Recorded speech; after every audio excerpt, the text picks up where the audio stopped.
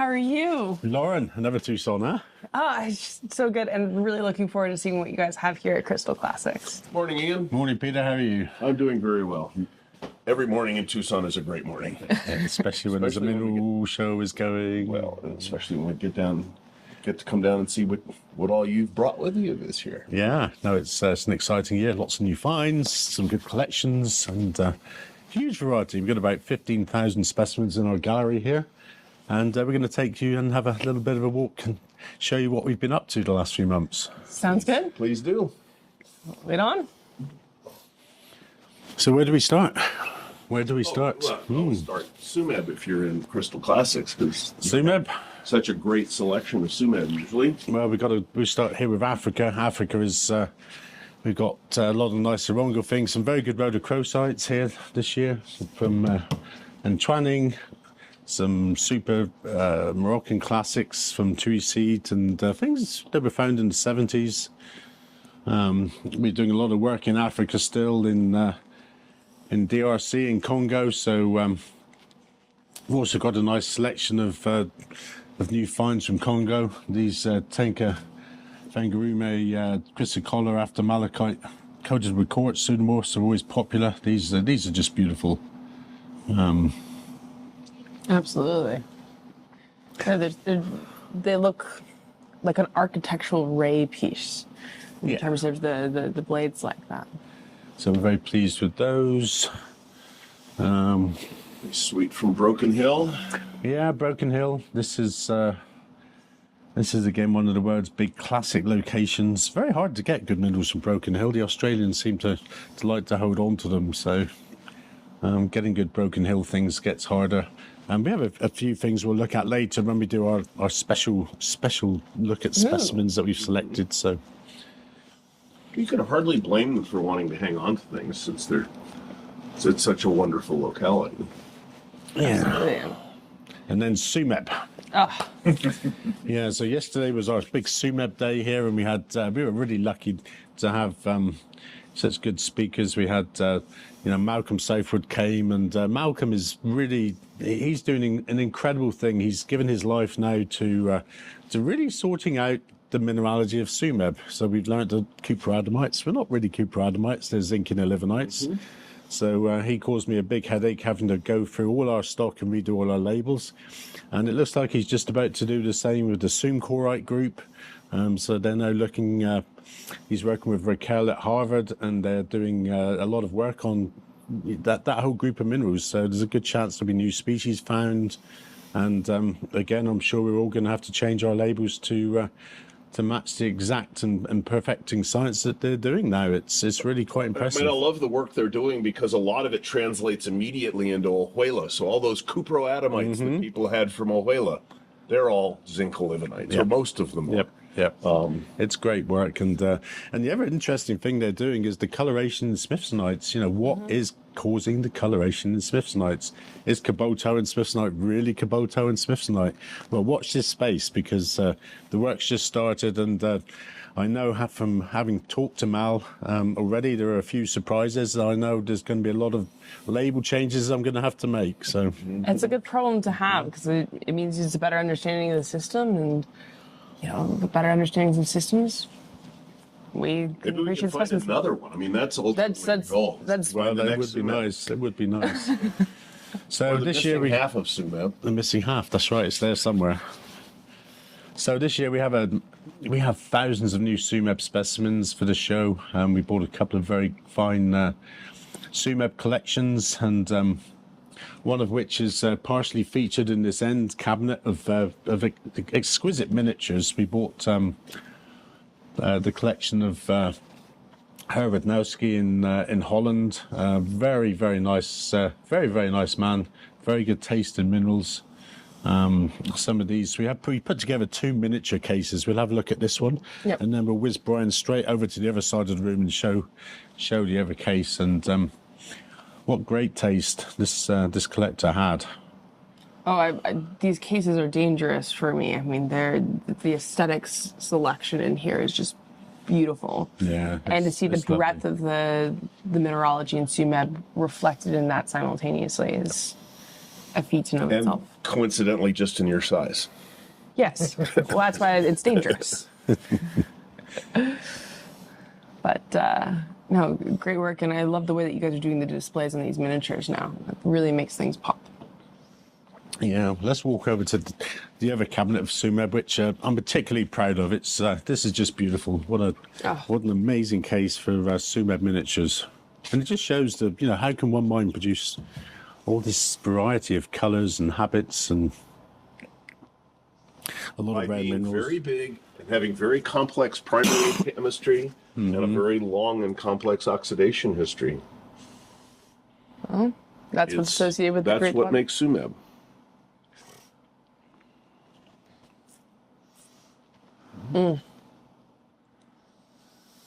Get an instant education in Sumeb mineralogy out of 2 exhibit cases. That's not bad.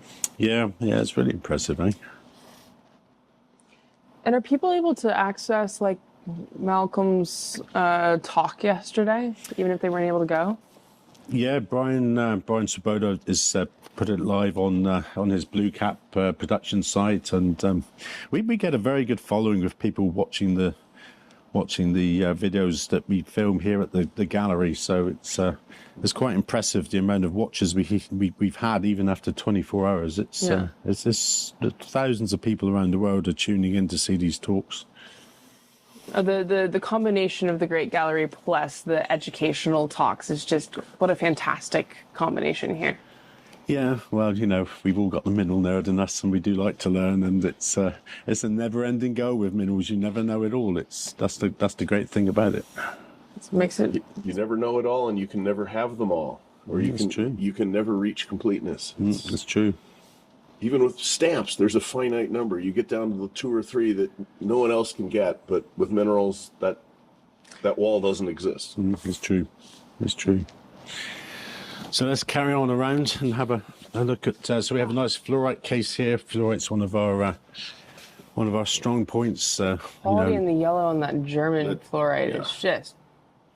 Yeah, this is lovely. It's from Bolsendorf. It's and you can see why they called it honey spar.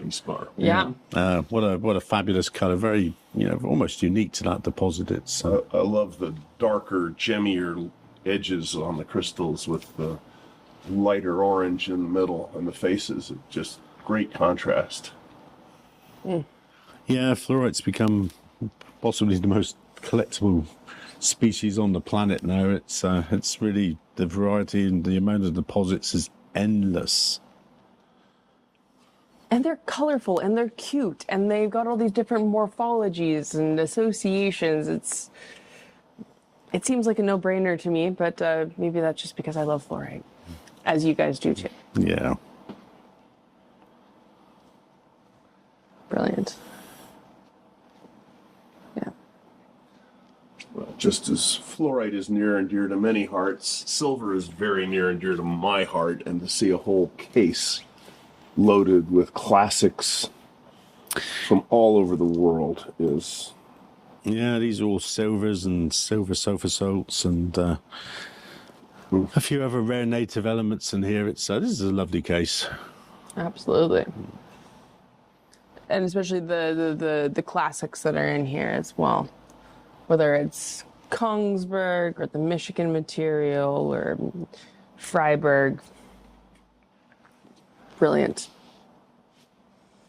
And being able to see the variety all in one case. And you do a marvelous job in finding, especially European classics. I mean, there's a case down there that's got either 3 or 4 of the classic Bodems, Galena after pyromorphite. I mean, normally you're lucky you see 1 a year. To see 4 in a single case is pretty remarkable. Yeah, well, as you know, Peter, we handle more mineral collections than perhaps any other company worldwide, and there's an endless stream of collections coming, and we're lucky enough to be able to work with collectors to bring their collections to market, and it's surprising what comes through the door sometimes. It's just kind of belittling when you see what's out there in the way of specimens. And this case was a new thing for us this year. We decided we'd put together just a nice display of specimens all about the same size. Mm-hmm. So a lot of variety in good here, color just mix. nice quality.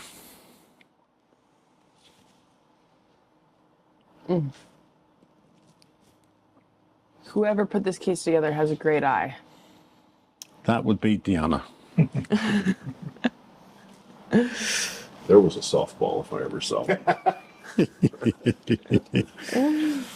And this is something new this year. I've pulled a few things that we're going to have a close look at in a minute, but this is a fabulous and very important new find from China. These specimens were mined just before COVID hit, and they're really quite remarkable. Perhaps the nicest find of Vesalites, copper zinc phosphate.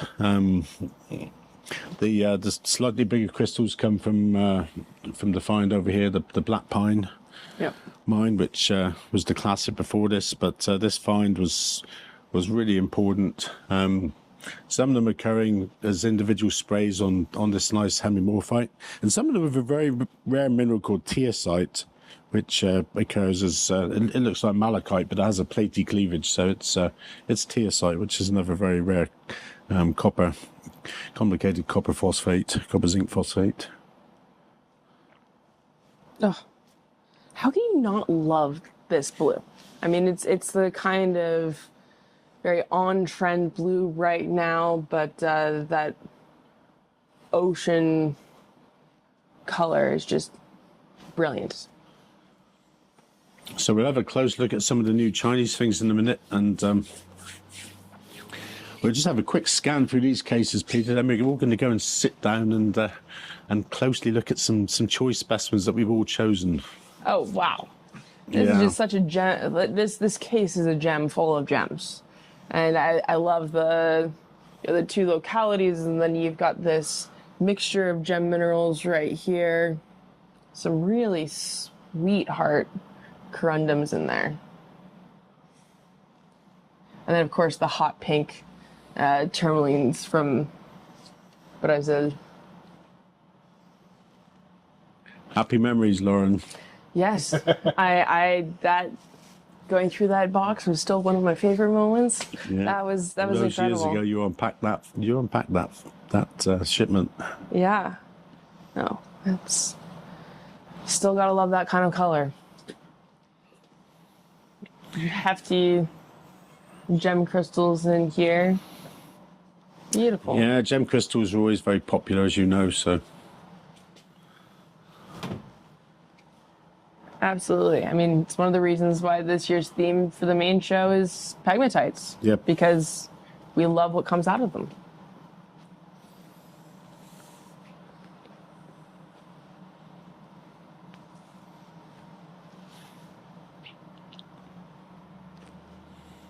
So as you know, we've been doing a lot of work down in Brazil in the last few years, and I've had fairly phenomenal success in bringing out some new pockets and some lovely new finds of mainly tourmalines and some rare minerals as well.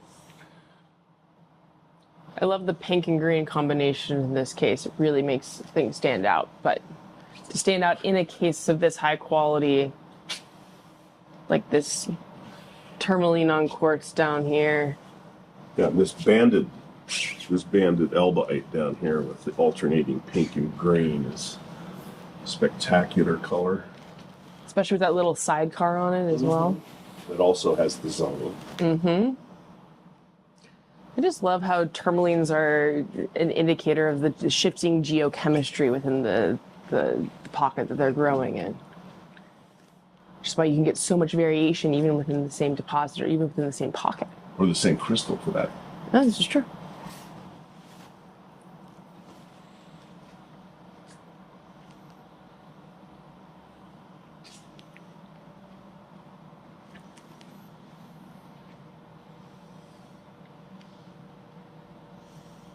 Set up on the green cap there on the big Oh yeah, on the feldspar. It's really pretty. Especially with that little accent of the Clevelandite there. Yeah. And the one next to it, with the multiple doubly terminated crystals on the quartz and feldspar is pretty special too. Some great pieces in here, Ian. Thank you. And now we're going to do something, in the words of Monty Python all those years ago, now for something completely different. Oh, okay. So, we just want to not just do the same old thing. And this is our vault in here. This year we have some extraordinary specimens in the vault, and we're not going to go in there for filming this year. But if anybody wants to come to the gallery and have a look, we're open here every day of the year. Come and see Stu. The Tucson Fine Mineral Gallery is not just about the show. We're open all year round, and there'll be 15,000 specimens in the gallery all year round. And if you want to come and have a look at the vault, come and have a look. It's full of amazing specimens. This is one I'm really pleased of. We only had one of these, and it's really quite extraordinary. I've never seen another one of these. It's from DRC, Tanka Fungarume area, and it occurs in the same pocket where we had the chrysocolla after malachite pseudomorphs, and this is something I've never seen before. Peter, maybe you've seen one before, but did they occur here in Arizona as well? Well, you have to tell me what it is first. Well, you got to guess. Oh. See, here's the... It looks like something on gypsum. No, it's much more exciting than that. Oh, I got it. Oh, you got it. This is a Spinel twin. This was a Spinel twin copper. Yep. And it's on stalactites of quartz, but that is now... Oh, that is so neat. Assuming it's pseudomorph. Yeah, it's pseudomorph. It was pseudomorphed by, if you look at the end there, you can see it was pseudomorphed by malachite. And then to chrysocolla, then coated with quartz. But what an extraordinary specimen.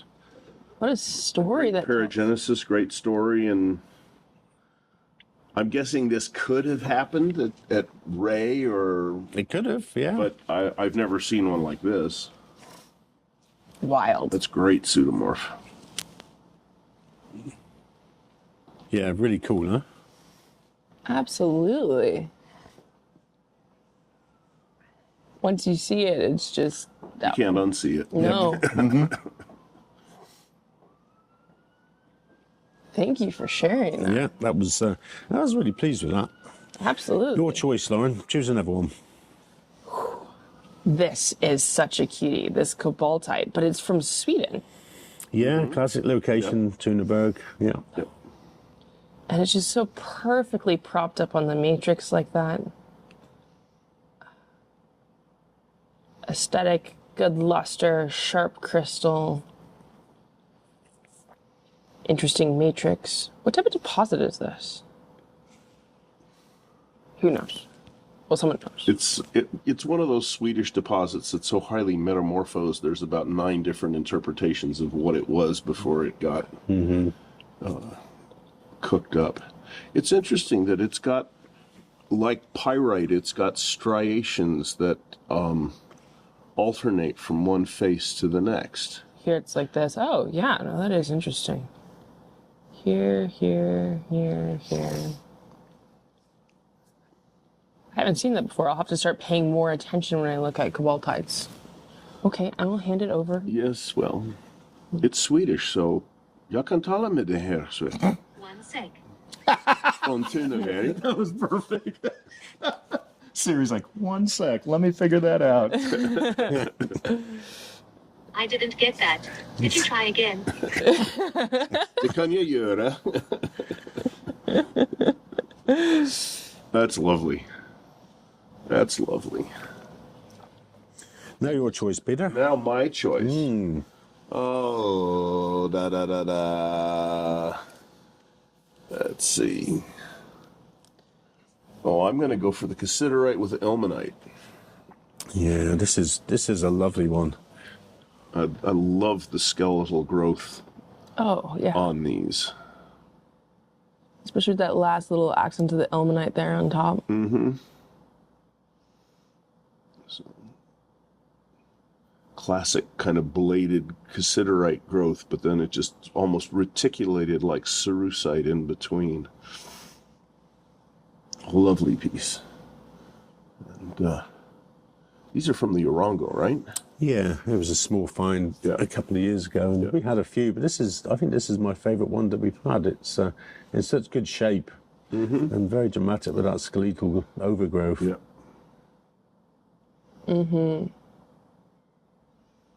Yeah. Good ore mineral.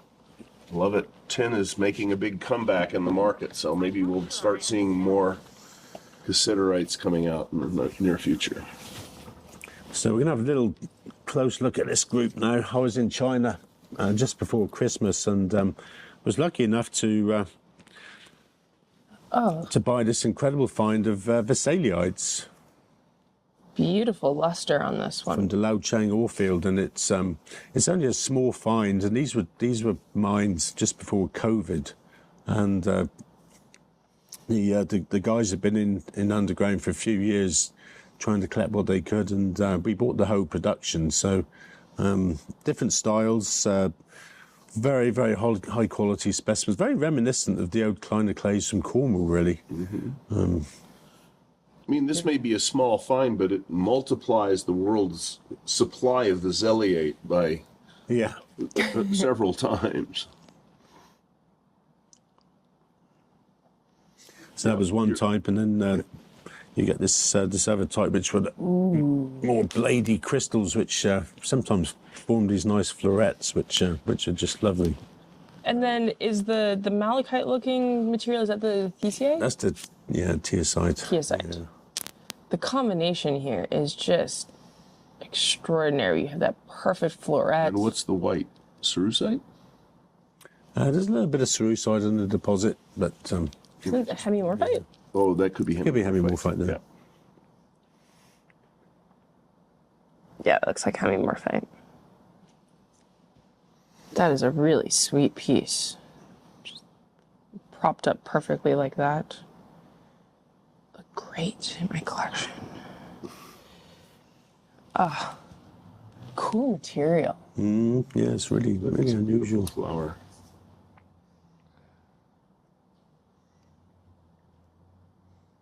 And then the last type from there are these, where you get the really large, well-formed Singles. like swords, Vesaliite swords.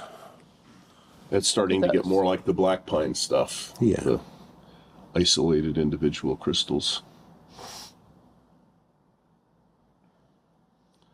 There's a locality for Vesaliite in Mexico, but the crystals never get more than about 3 or 4 millimeters. A little bit different from this. Quite a bit different. Well, actually very similar, just It's different very scale. small. Yes, yes. Oh, that is lovely. I like how you have those two prongs coming at each other. Yeah, it's a great thing. Very aesthetic, especially for a rare mineral. Gotta love rare minerals when they get pretty too. Just Yeah, now it's your turn again, Lauren. Take your pick. what can I say? I love red and I love pink, and this is just such a sweet little rhodochrosite here. Yeah, one of the real classics from Entraning. Great colour. I've discovered that one of the great ways to get people in an argument is deciding, does South Africa, Mexico, or Colorado do rhodochrosite best? Or Peru. But I think at the end of the day, what we can all agree is everyone loves rhodochrosite. How can you not like this combination of luster and gemminess and strawberry color?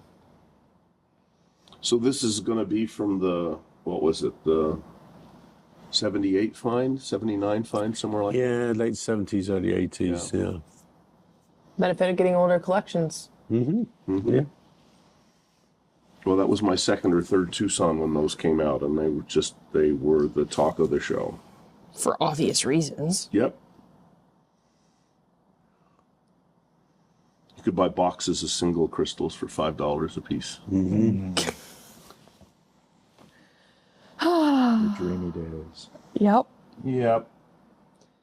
Of course, you had to work a lot longer to get that $5 than you do now. Yours then, Peter. Mine. Okay, well, I'm going to jump straight to Mexico. because you have this lovely lavender pink Smithsonite from Choix and Sinaloa. And you were talking about cobalt showing up in things. These have been ascribed to cobalt, and they have both cobalt and manganese in them. They're quite fluorescent. Wonderful little locality. Unfortunately, pretty much totally worked out now. It was being mined for Smithsonite for soil conditioner. But that's a lovely plate of botryoidal pinks. It's so complete, too. You think they came from the same pocket as mine? Or was there a bunch of this material? The whole mine, the whole mine was not very big, but Okay. there were, over the years, one pocket after another was found. Most of them came out through Benny Fenn. Oh. Same guy who brought out the mimetites and very, very famous dealer out of Mexico. Beautiful. Yeah, Benny was amazing. He's well missed. Should we skip over to Sumeb now? Go right ahead. Yeah, what a great Sumeb piece. Because this is amazing. Yesterday at lunch, I heard some Sumeb collectors talking about exactly this piece, and seeing it in person, it's easy to appreciate why. The Aldenite after mimetite, and the gartrellite is the yellow. yellow on the on the Okay. matrix. Yeah. And this is unusual because it's still got the core of mimetite. that's really cool. That's fun when the pseudomorph still has enough of the precursor mineral so that you know exactly what it was. So it's not a pseudomorph after something question mark. It's And it's good because it's not hollow. A lot of them are just hollow and they all get damaged, but this still has its pinnacle termination. So It's robust. and the old label says Baildonite, but I do Whatever think that that upon analysis, it'll probably turn out to be Arsene Sumebite. Yeah. Well, that's one of the cool parts of people pulling all the data together and really looking to refine the understanding of Sumeb. Yeah. And maybe they just want you to print a whole bunch more labels. All labels. yeah. Yeah, we like to get them right. So take a pick. 2 more specimens, Lauren, and then we're going to have a look at this little treasure here. Well, I'm going to pick wolfenite because otherwise my dad's going to pick the wolfenite, and I think this thing is so sweet from China. I mean, the color is just wonderful. Plus the high luster. So many of them have dull faces, matte finishes. In some cases, reflecting, shall we say, improper preparation. But this one has lovely luster. On both sides, and that color is just like it's got the edges are almost red cloud, and then it kind of pulls back to a little bit more of a sunnier yellow or sunnier orange. And as a result, you get this depth to the specimens that otherwise you wouldn't. How can you not like wolfenite? It's just such a great mineral.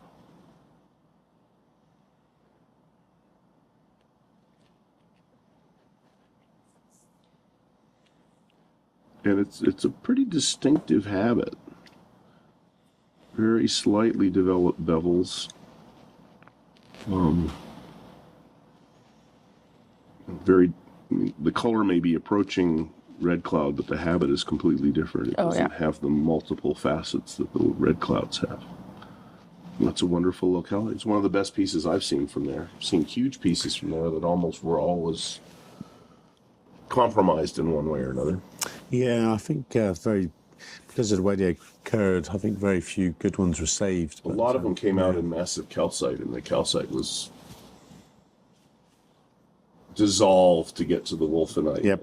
And wolfenite is pretty susceptible to. Yeah, and then they would just look like they were etched, which is a shame. All right, you get to pick one last one, Dad. There we go. Let's just talk about these. I love this pocket. I think it's the lollipop pocket from Kazera Mine was one of the nicest tourmaline pockets that has ever been found. It's just such a wonderful and unique color combination. Well, I think what makes it so special is that you have that discrete transition from the green to the red. And because of that, you don't end up with muddying. It's just this perfect contrast, the two next to each other.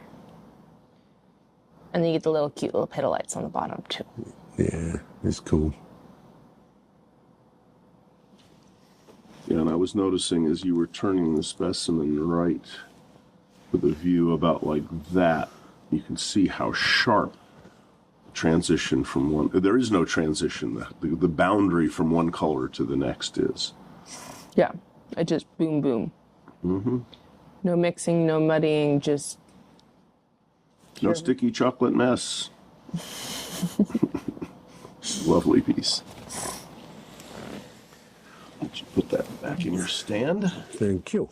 So let's take this up to the bar and have a look at this up there. So what do you have in the box, Ian? What do I have in the box? It says Well, Dreyer. Dreyer. You know, we're so proud of Patrick this year getting his huge award, and perhaps a step to the recognition of his genius. You know, there is no one else like Patrick on the planet, and he is just amazing.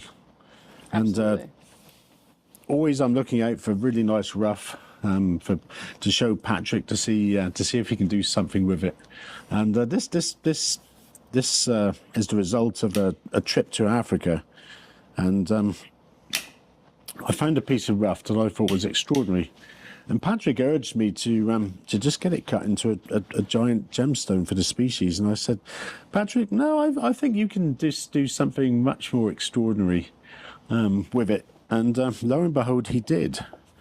In a way that only Patrick could do. Let's put it together. So he carved this beautiful coral base, and on it, I'm going to fix it in there properly. No way. There we go. Is that a cuprite fish? I've got a feeling it's going to be pretty red from behind. Wow. Yoo-hoo! Oh my gosh. That is Dreyer at his best. Look at that. Holy cow. And you can see it's, that is a holy cow. It's all gem. You know, the whole cuprite was gem clear, and you know what Patrick captured in this is just astounding. The way that he gets movement and into his creatures from that deep study of, you know, really spending time looking at the biology and the anatomy and the rough too. and the rough and reading the rough and following where it says to go. I mean, that's cuprite has to be really difficult to work with. Yeah, Patrick said this was over 80 hours to do this of absolute painstaking and slow work because it's extremely difficult to carve. Wow. But totally worth it with that color. Yeah, it's great, huh? The color is extraordinary. Amazing. Well, good on you for recognizing that this was the best destiny for this piece.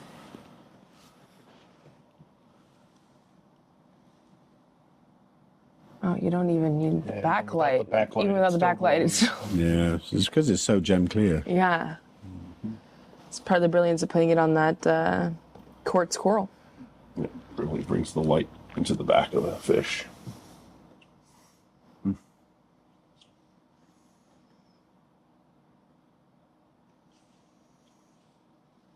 So presumably this is going into your personal collection, never to leave. I haven't been told yet. So you're saying I directed the question to the wrong person? Yes. Well, let's transition to the right person then to ask that question of. Hello. Okay, well, now we get to talk with the big boss applesauce. I'm not sure about this. Yes. Great to see you this morning. Hello. How are you? I'm good. How are you? Good to see you. Good to see you too. So what's the verdict on the fish? Definitely staying. Definitely Yeah. So I'm not planning to rehome it. So no, definitely one that needs to stay with us, and it's just like so unique. And I think the GIA already sort of having cast their eye on it, thinking about can we have it on loan, sort of can we exhibit it. So yeah, it's definitely sort of such a unique carving for what not only the artistic way Patrick did it, but also for what it is. I mean, a cooperite fish, and I love especially sort of when there's no backlighting, you see the silvery scales of the fish. Yeah. So that's what impresses me the most, sort of how you have two different textures, two different like looks, two different colorations on the same specimen or species of mineral. So super cool. Very Yeah, cool. definitely staying. So what else have you been up to? What else haven't we been up to? So it seems like always these years, you know, when they always say the older you get, the years go quicker by. It certainly is that way because it's always so busy. Ian traveling the world, having so many projects to take care of, sourcing new material, plus taking care of the mining operation up north, and that has been very successful, certainly. So still going, still running, which is great, so that we still can produce new pockets that are looking differently, so not just the variation of the same mineral, same green, so that you really have different greens, different combinations. And I think that's what I brought a couple of things up. great. So maybe we can have a look up here. I just put them out. So one of the first pockets we've picked up in February, so just after Tucson, when we got last together, we got the greedy hog pocket. So in Diana Maria mine, that is the intersection of the river catcher vein and the Greenbank vein. So that was a nice surprise coming back from Tucson and having such a really important and significant pocket ready. So it's not like, oh, have a rest after Tucson. No, it's straight full on. You go back. And certainly I don't get the opportunity that often anymore to go underground and mine myself. Sort of having a little one that's 3.5 running around is certainly preventing you from doing this too often. But yes, I hope one day she will pick up the passion as well. Training her already, picking up the shovel and the hammer so that we can do this together. There you go. It's a Child lot of- labor is alive and well. Hey, I mean, if you feel, I don't think, if you're working in an industry or where it's super passionate and you don't experience this that much as work, I always feel, because it's really, you're living what you're working, and there is not really a line that you can draw to Well, this. It's like if you're really passionate and you really like what you're doing, it's not really work. And I think it's one of the reasons why I got so into to minerals and geology was because I saw my dad's passion for geology and how exciting it was, and Yes. it seems like the obvious conclusion. So you've done the same. Yeah. So I don't feel it that it's like work. So it's not just like, oh my God, now I go to my day job. Need to get ready in the morning, and what time can I clock Let me off? see that thing. It looks like it has an extraordinary amount of galena on it compared to most of the pieces that you get. Yes. But still those really, really gemmy fluorides right in between. And that is what I always love. So you have something super soft against a gray, very hard mineral. So I think those combinations are certainly something that makes me passionate, having combinations. So when it's 2 or more species. But the gemminess of the fluoride is certainly something. And the number of twins on this, that's one of the beautiful things about this deposit. It's just how crisp everything is. So then you have obviously surprises. So this was February 2023. Okay. So that was. Then what happened? Now we go to March. So I wish it would be that way. No, so we are fast forward in September. So you have one pocket. So I just put them here for a second. So I have one pocket. And for some reason, this pocket obviously had different ideas. So we are starting with, so this is the Northern Lights pocket, also Diana Maria, because you have really nice hues of yellow in there. So the pocket started out by looking like this. Nice sort of paler green crystals, a little bit frosted over, yellow cores, a little bit of druzy quartz on top of it. So cool, different color. We thought this is great, you know, sort of having a different product. Some of the twins, the smaller crystals, got a bit brighter and more gemmy, and you could really see the gemmy yellow cores in there, sometimes also purple. So great. You go 30 centimeters, 40 centimeters further, and you find suddenly this. Oh. Changed completely. So you have them on quartz, fluorides, and then you have the crystallized galenas right there. And you think, what's going on in this pocket? And you go another 40 centimeters, and you think, what's happening here now? Completely different color with the quartz on top, and obviously the darker staining is the iron inclusions in there. But so same pocket, and literally within sort of half a meter, 3/4 of a meter, this is the changing face of the Northern Lights pocket. So that is, again, such a cool experience.